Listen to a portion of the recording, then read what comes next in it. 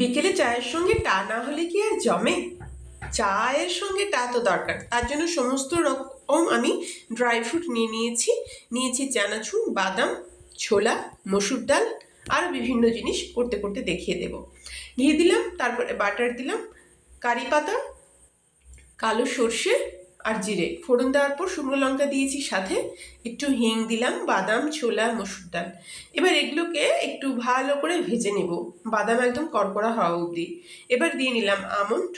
Almond আর বাদাম ভাজতে একটু বেশি সময় লাগে, তাই আমন্ড আর বাদামকে দিয়েছি সবার আগে।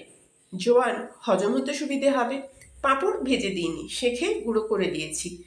এই শ্যাঁকা পাঁপড় কিন্তু খেতে ভালো লাগে। এবার সমস্ত রকম ড্রাই ফ্রুটের মধ্যে কাজু আছে আর 3-4 রকমের কিশমিশ আছে, এগুলোকে ভালো করে আমি ভেজে নেব। সাথে ওয়ালনাট আর পামকিন সিড আছে, আমি বলতে ভুলে গেছিলাম। এবার সমস্ত কিছু একসাথে ভালো করে ভেজে নেব। দেখতেই পাচ্ছেন কিছু গুঁড়ো মশলা আমি এর মধ্যে রেডি করে রাখছি। দিলাম সামান্য আর একটু ঘি। গুঁড়ো মশলার মধ্যে আছে চাট মশলা, আমচুর পাউডার, হলুদ, লঙ্কার গুঁড়ো, নুন। এই সমস্ত কিছু দেওয়ার পর একসাথে ভালো করে মিশিয়ে আমি এটাকে আবার ভেজে নেব। দেখতেই পাচ্ছেন। এবার দিয়ে নিলাম ছোলা। ছোলা না দিলে কি হয়, ব্যাস এটা এবার তৈরি। কৌটোয় ভরে রেখে দিলেই শুধু হলো।